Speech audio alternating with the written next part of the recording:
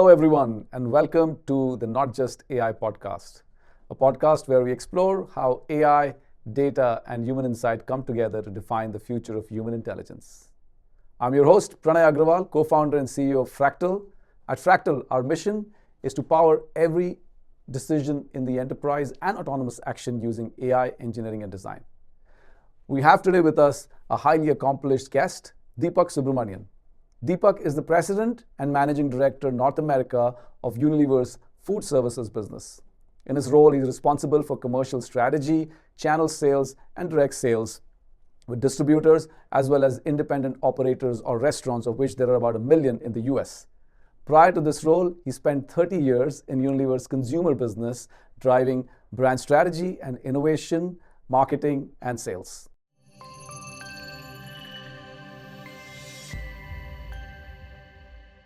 So let's get started, Deepak. A few years back, we would say AI is the future. At this point of time, AI is firmly the present, and it's going to be a larger and larger part of the future. In your opinion, what does AI-ready executive leadership look like? Yeah, firstly, Pranay, I have to say heartiest congratulations to you and to everybody at Fractal. I've been watching from a distance over all these years as Fractal has grown. And I have to say it's been a really inspiring, and also I have to say I feel really proud of the progress that all of you have made, to get IPO'd and now to be really a big player in all things to do with data and analytics. So really well done. And it's for me really great to be here and to be able to engage with you. We know each other for a very long period of time. So thank you very much, Deepak. Really appreciate it. And I also have to say that we're very grateful for the partnership that we've had with Unilever. Awesome. And that's certainly played a big role in our progress as a company. So thank you very much for that. So you're absolutely right. AI is all around us. And I would say that as a CPG executive, speaking on my behalf, but I guess on behalf of all the thousands of leaders who are grappling with this, I think there are really a range of emotions that are playing out in the world today. I think there's clearly an opportunity, but there is also what I call the FOMO, the fear of missing out. Yes. People are worried that they might miss out on the next big thing as everybody is hunting to drive growth and to expand the business. I think there's a second theme that is also playing out, and I like to call it, and I've stolen this word from a book which around the same name, which is also really good, which is called snake oil AI. There's a lot of snake oil out there. Many things that are proven in demos, but are not yet proven in reality. And therefore, as leaders, we also have to navigate through a lot of the snake oil out there. So, what I start to see, and I think there's a lot of research that is showing that is indeed playing out, is what is called the pilot to scaling gap. Right. I was reading the other day that I think McKinsey had put out a report last year, it's the future, the state of AI and what is happening. And the two numbers that stood out for me was that 88% of all companies are saying that they have some form of an AI strategy for their business. That's right, yeah. But only a third are able to say that it has scaled and is creating impact already. Okay. And that gives me a signal which I see also often around me, that a lot of us are very busy with pilots, right, but not necessarily being able to see how this will scale up and drive up. Right. I have to say there, what is happening in Unilever, I think is a very specific enterprise-wide AI strategy, top-down leadership and governance, very clear outcomes laid out, a very clear kill, pivot, scale framework. And that kind of disciplined execution is what I think CPG leaders will have to drive in order to navigate through this, this really this turbulent moment at this point in time, where there's a lot of stuff out there, and you can get really busy with lots of things in pilot land, but which are not necessarily scaling up. Excellent. So, if I were to sort of capture what you said, there is the anxiety and the desire to do more with AI. There is the fear of missing out.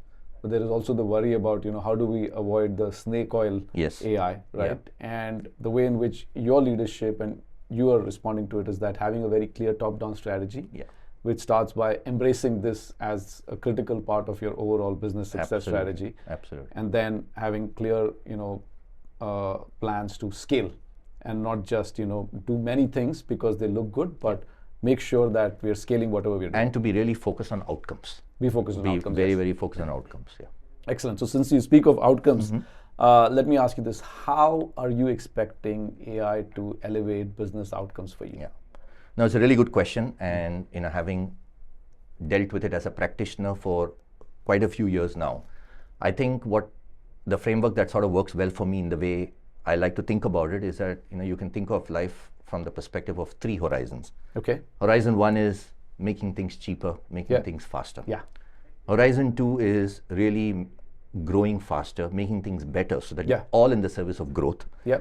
And I think the horizon 3 is what I call as the horizon where we can start to build new sources of competitive advantage. And when you lay it out in this way, then of course with the current status of technology and with the maturity of some technologies, you see a lot of cases already coming up on making things cheaper and faster. What I call horizon 1. That's the easiest. That is easiest. That I think is quite proven also. So whether you take it in the procurement cycle, we have something called a procurement GPT, which is basically leveraging all the signals that we see out there, helping us to take better procurement decisions. Or if I move into the R&D space, there is just so much scientific knowledge out there. We have 20, 30 years of science data, scientific data, claims data, consumer data, synthesizing all of it for us to start to go through the development cycle for innovations faster.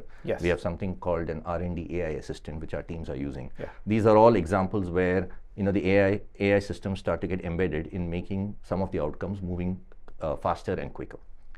When I move to Horizon 2, there are emerging cases, I would say, and the emerging cases of driving faster growth often is based on how rich and robust the data that sits underneath is. Correct. So for example, when you look at pricing analytics, or when you look at assortment analytics, or when you look at what is called CATMAN or category management.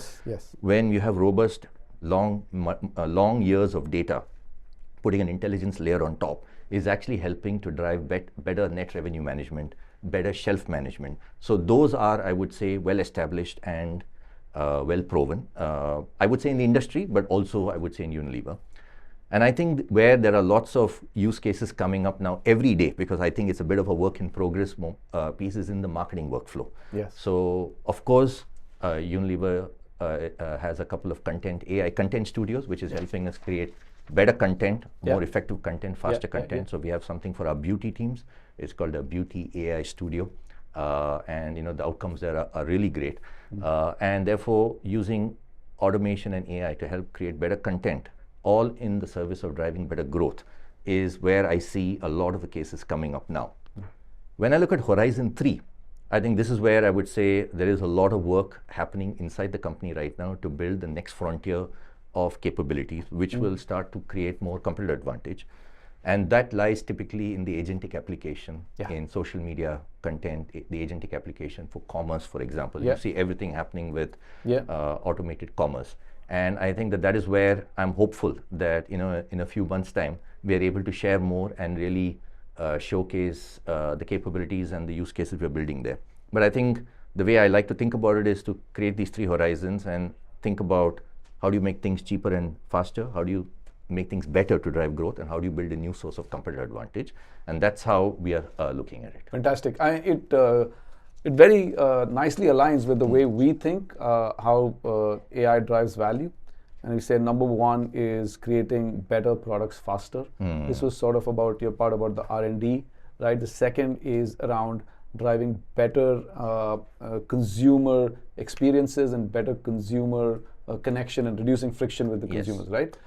Third is around operational efficiency, whether that's in marketing or in pricing or in manufacturing, supply chain, etc.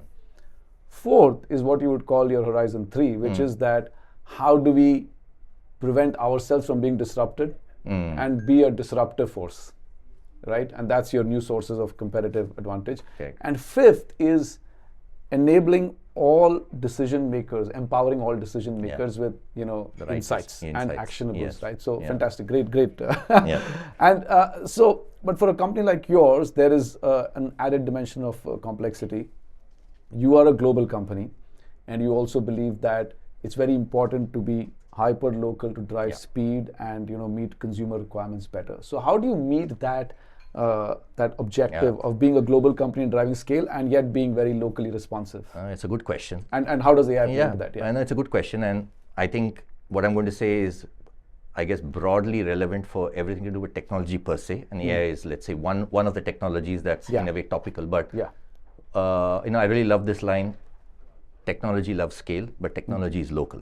And what that means, I'll explain in a minute. Yeah. But I think you're absolutely right. For large global companies like us, we have to manage it at both ends. Yeah. And my own view is that as in this age of AI, I think that large global companies, the quicker they adopt AI-based technologies and embed it deeply in the workflow, you can actually start to see the next wave of speed and scale coming together. So what does this really mean? I would say things like the technology stack, the guardrails, the responsible AI framework, the cyber protocols, all of those I think need to be defined globally. Yeah. And that sort of creates the platform on which all the organizations, you don't want to have different parts of the organization pulling in different directions on some of the core fundamentals of how we want to work with AI. I'm using AI again as an example for technology. Yeah. It works for other forms of technology. For other forms of technology Yes. as well, yeah. And then local operating companies need to harness that technology to serve consumers and customers in absolutely the best way possible based on local insights and local connectivity. I think I'll give you an example of how that could work in today's context. Okay, so obviously more and more consumers are moving from traditional search to asking the AI. AI search is becoming a big thing. Yeah. And it's really interesting. There was a very good framing the other day from somebody who came to speak to us saying that 20 years ago, when you stood in front of the shelf, the number of choices you had as a consumer was probably the 50 products you had on the shelf. Okay. When you moved into the e-commerce era, of course you could say it's a limitless shelf. Yes. But in a way, consumers are only buying whatever they see in the first page, which is the 5 items. Yeah, yeah. When you go into an AI-based search solution, typically the AI is going to give a recommendation of one one. recommendation, yeah. So 50 became 5, became 1. Yeah. Is the kind of change that is now being seen. And what I learned in that piece is everything in AI search is going to be all about content and context. There are 4 or 5 key platforms. That's the context. Yeah. And we as brands have to then create the content, have the right verification, have the right citations, have the right verifiability, so that we turn up when a consumer is prompting on any one of these different contexts, about different products. And the way to do that is that you should have obviously a global framework on how do people prompt. So in the earlier days, we would spend a lot of time trying to understand keywords. How do people search? Yeah. I think now comes the moment where we have to start to think about how do people prompt. Yeah. And once we get a sort of a framework knowing in the top 20 countries how people prompt, I think there's an advantage for large companies like us to then start to build the content stack that results in us turning up to be that one. Again and again and again. And I think that is where I would say that the way the technology is developing might actually favor if large companies, if global companies, where scale and localization can actually create a next wave of competitive advantage for us if we get it right. Fantastic. It's a really rich answer. So many parts to it, right? But I think one thing is, very clear that it is fast moving, it's complex, and I think the thing is that everyone has to move with speed and adapt, right? So what have been some of your key learnings in scaling this out globally at your size?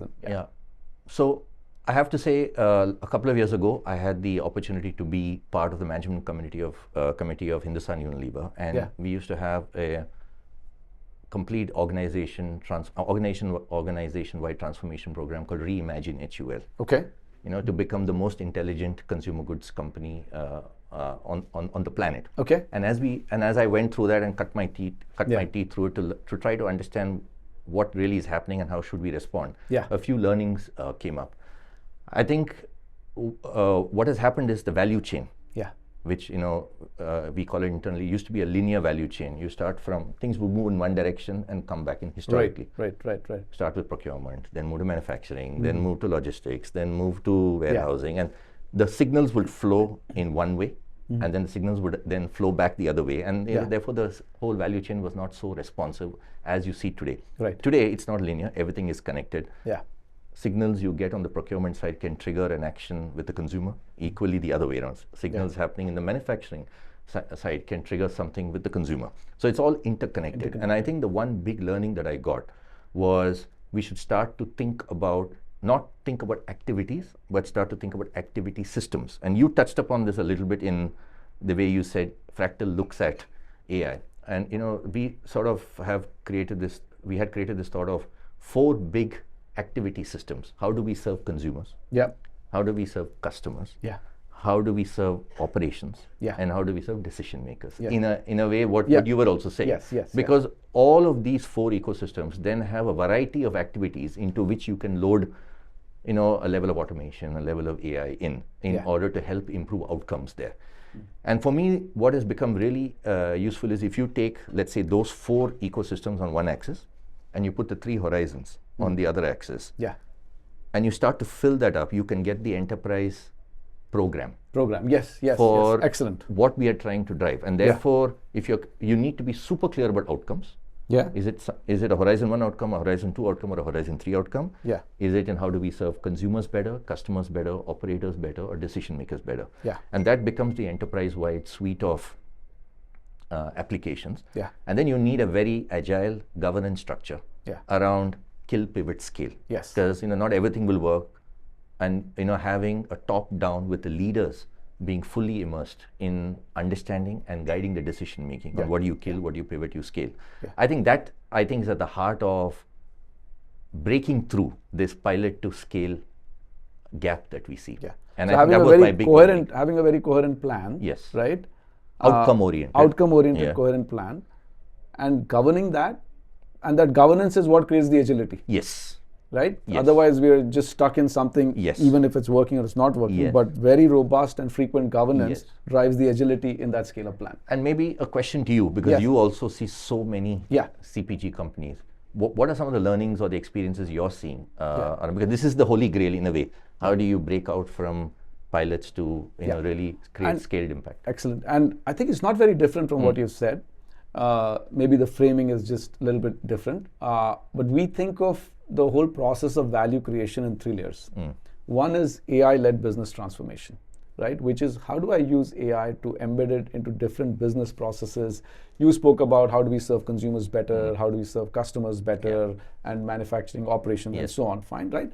And there are just many different ways to cut it, but it all comes down to the same thing. You can look at a demand side of it, you can look at a supply side of it, you can look at my finance side of it, or so on. However, but those are the core business processes that we're looking to elevate and get better outcomes in by using AI. The second, to support that and to scale that, is the AI foundations, which you spoke about as having a robust governance mechanism, security mechanism, and all of that. And we'd count in that things such as, what does my technology stack look like? What does my having a robust data ready for AI look like? So all the data modernization, migration. What has become very important today is for Gen AI to work, to create the context and the knowledge systems within the knowledge graph and the context graph and so on, data governance, observability, etc. So that's layer 2. And layer 3 is this aspect of AI upskilling for the workforce, right? Because how do we help people to get comfortable using and working with that, right? And I think the most successful organizations have a plan across all three and are working in a manner, in a very coherent manner. Outcomes is the most important thing. You have to start with the outcomes in mind, okay, and you have to track the outcomes. And the most successful the companies that are scaling up and driving outcomes are the ones that are have outcomes. Start with the outcomes, and then everything else follows. Like you said, strong governance is really, really important. God, I really like the 3 layers. Yeah. Because I didn't talk much about the foundational layer. Yeah. But that is obviously super important. Yes. But there is another part which I think you cover, which I guess I can't stress enough, because we always say that all technology transformation is more a people and culture transformation and less about the technology itself. Yes. Yeah. And I think that's been the other part of this, that I think 2 big things have to happen. I think one is upskilling. For example, in Unilever now, almost 40,000 employees have been upskilled on AI. That's amazing. As of date, over the last year and a bit. Yeah. And that has been the outcome of a very serious effort that the organization has put both time and money in order to upskill. And I think the other one that comes up is, how do you reimagine workflows? because the workflows need to be changed. Yes. Be it in the way social media is created, be it in the way pricing decisions are taken. There needs to be a little bit more of autonomous thinking and a lot more of agility. And the workflows have to be redefined. And I didn't stress that enough, but you're absolutely right. That is the other dimension of this. Outcomes, but also a lot of change management that leaders have to do in order to truly embed it in the organization. Okay. Wonderful. And so I want to go back to a little bit to you have a very unique experience. You spent a lot of your time in B2C. Last 1 year has been B2B. Correct. And how do you see the application of AI as different across these two? It's super interesting because, as you say, I cut my teeth with over 30 years of retail and consumer experience. Consumer and retail, And the mindset there was always, even though we used to talk about cohorts and segmentation, the mindset is often one to many. And you can always break them down into different cohorts, but still it's one to many. The really interesting thing in the job that I now do, and in a way is exposing me to a completely a different application of technology and AI, is it's really one-to-one. And how do you really personalize? The one-to-many mindset is all about mass personalization. This is truly one-to-one personalization. And therefore what I am seeing is two thoughts. Number one is in B2B markets, or in a B2B selling system, AI has enormous application in sales enablement. So, a lot of and I have a dedicated sales team. Before they go and meet an operator, they have to do what is called RAP, research and preparation. Now, today, that is much more easily facilitated with all the LLM tools that we have. And we have an internal tool now that we have trained and built a custom agent, I would say, which helps to prepare each and every one of my sales teams every day to be very personalized when they go make a pitch to Pranay's delicatessen, for example. So in the whole area of sales enablement, there is both in terms of customized pitches and selling stories, but also in the way we use the CRM systems. We work with the Salesforce system, and the use of Agentforce, for example, as an intelligence layer inside Salesforce is really giving us now really new breakthrough outcomes. Another example that we are working on in partnership with Salesforce is, again, in the spirit of unlocking time for our salespeople, is you finish a call, and typically you have to go back into open up Salesforce and you have to enter all the details of what you do. Today it is possible to just talk it to, and the system automatically does it. And as we start to scale this up, I hope we can free up more time of our salespeople to do what they love to do, which is to go and sell, demo, feature. So that's, let's say, on the sales enablement side. But when you look at it from the demand creation side, we have this. We are in the midst of building a new digital demand creation engine, and it's based on the thought that even though we are a B2B business, there is a war for diner traffic out there. And if we truly want to be the best solution provider to food service operators in North America, then we should be all over and have a good grip on what's happening with diners. So therefore, we are in this midst of looking at our business not necessarily as just B2B, but it's B2B2D, business to business to diner. The diner needs to come in, and I'll give you one really. So I think you're helping your business customers attract diners. Yes. Because I'll give you an example. So we are working very closely with this platform called Tastewise. Tastewise does two things. They have scraped all diners' social media conversation. And they have scraped almost upwards of 1 million restaurants' menu data. And then leverage the power of AI to really say what is the diner conversation in and around a 2-kilometer radius of this particular restaurant in this particular point in Midtown Manhattan. So now imagine if I were to go to an operator, not saying I have products XYZ to sell, but I really understand what's happening with diners in a 2-kilometer radius around you, and this is how your menu could evolve, and how I could actually provide better solutions to you. That's another way of driving that's a much richer conversation. It's a much richer conversation. And this is something that we are now piloting and hoping to scale soon. So for me, it's been absolutely fascinating to see how, all these AI-based technologies can help enable even in a B2B, in a one-to-one setting, to create absolutely new outcomes. So, learning a lot and driving a lot of change inside the organization. Fantastic. So this is just coming out of your 1-year experience, and that is amazing. So much richness there. Yeah. So let's pivot for a moment to your prior experience Yes. on the B2C side. Yeah. And the whole area of creativity. Yeah. That is getting higher. That is really changing. Yeah. What is your view on the role of human intuition, human creativity, and AI in the field of brand building and consumer marketing? No, it's clearly a hot topic, and there are many views on this. I'm a firm believer in a human-machine hybrid future. Okay. And I really believe, there was a very nice line I read the other day, that humans set the direction and machines then deliver with precision. And it's that combination that I think will create the next wave of creativity. I learned early on in my life, the most simplest definition of what is creativity.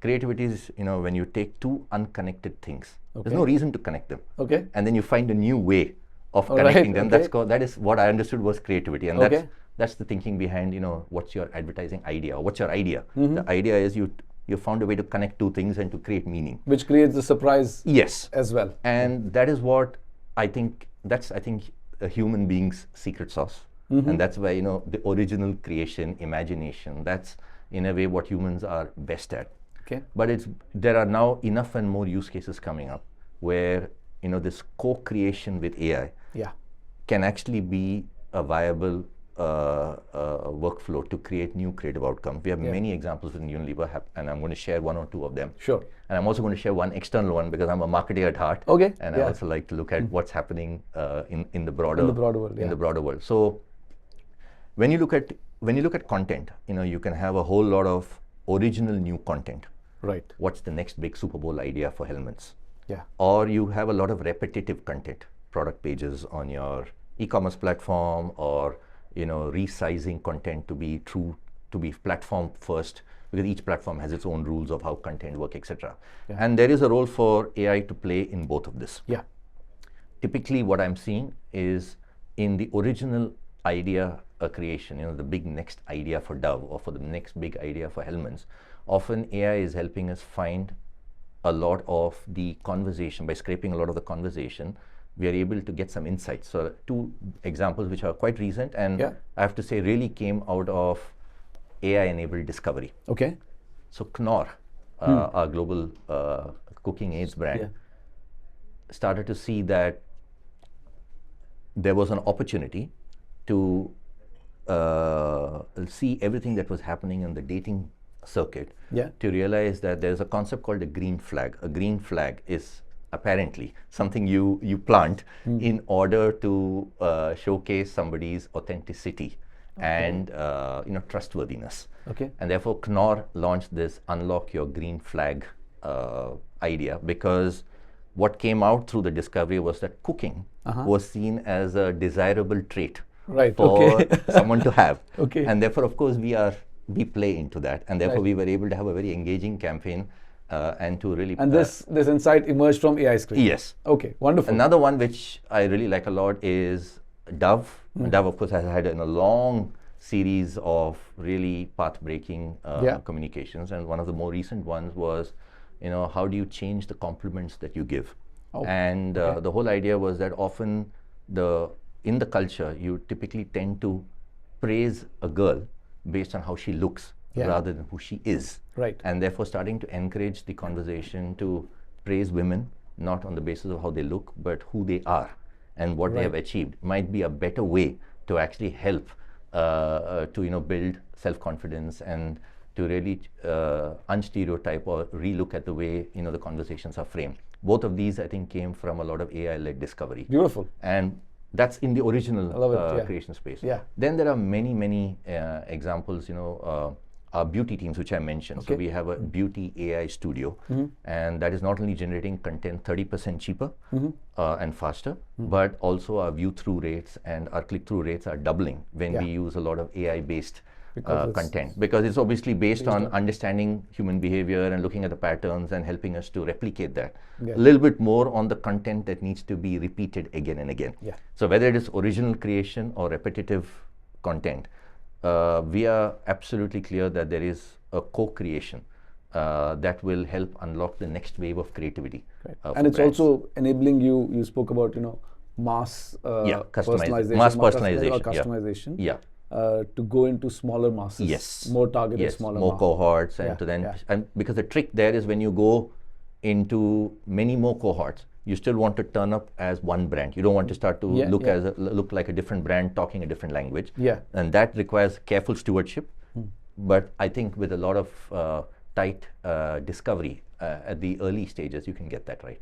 Okay. And one example from outside Unilever, because I gave you a lot of Unilever examples. I really think what Coke is doing with all things AI in their content space is fantastic. Be it original creation, the last 2 years, Christmas production for Coke, or if you also look at what they now do in partnership with WPP on how do they customize using the machine for different contexts, for different moments, a Valentine's Day moment, a family moment, a picnic moment.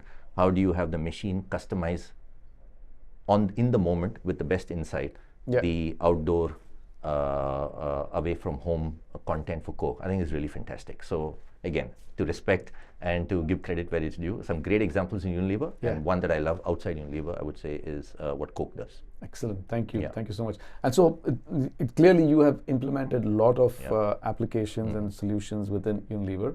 As a leader, what do you find easier?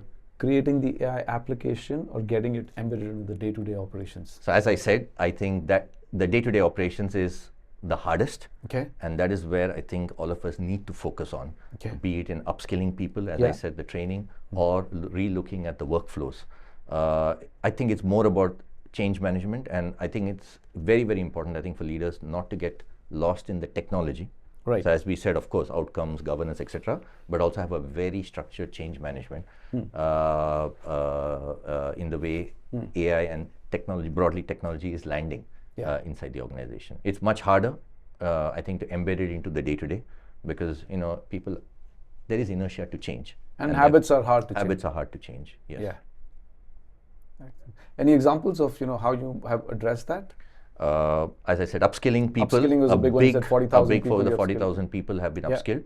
And then a constant look at how can workflows be adapted in order to move things with speed. I think these would be the two ones that I keep coming back to. Excellent, great. So I have a Horizon 3 question for you. Over the next 3 to 5 years, what do you think are going to be the sources of competitive advantage for CPG companies, or how is the source of value creation going to change? It's a really good question. And as I've been thinking about this, the normal intuition goes into, okay, which is the next technology and what should we bet on? And I want to stay away from that, because my feeling a little bit is that there is going to be a level of democratization that's going to happen. And I think all organizations in some form or the other will have easy access to AI at the click of a button. It's also pretty cheap. So having access to AI and having access to technology is probably not going to be where the competitive advantage comes up. That's going to be table stakes for everybody. But what is going to happen, I think, is that the performance gap, as I call it, that is now going to be amplified. Because what happens is, I think there's a base level of technology that will help things move quicker and cheaper, move things better. That'll get exposed pretty fast. Everybody's going to have access to it. And then I believe that, coming to the points that we discussed, is that the organizations that embed it deeply in the organization and where the workflows are truly changed to reflect and bring in AI into the decision making, they are the ones who are going to be able to leverage it best. And then if you covered the other point around how do you have global scale with local relevance. Those all are more around leadership, ways of working, culture, change management, all of that. So for me, the future that I'm envisaging is that there's going to be a new, there's going to be a new playing field, Everybody's going to have access to some form or the other of the technology, Yeah. but it's about how deeply it's embedded in the workflows and how deeply the day-to-day decision making goes with it. That's going to be the differentiator. And I think therefore it comes on to, in a way, all things human. The human elements of this, be it leadership trust. How do we lead our people? How do we turn up with being trust? How do we have creativity and the brands that stand out? Those are still going to be super important. And that's where I'm betting that humans are going to still make the difference. And it's everything to do with brand distinctiveness, trust, leadership in action. That will be the differentiator, is my bet. And that's where I'm sort of focused on a lot in my own development, but also in my team's development, to see how can we get that to bear. Yeah. And I think that the compounding effects of this will be very strong, right? Like, so if you have two organizations, one has, let's say, just embedded it 60-70% of the way, another is embedded 90% of the way, and now you look at it 3 years down the line, the difference will just kind of explode. You'll see it'll be much more magnified. Much more magnified, right? Much more magnified. Hopefully, everyone uses it, and in the process, consumer value creation is at a higher level, and the world is benefiting a lot more.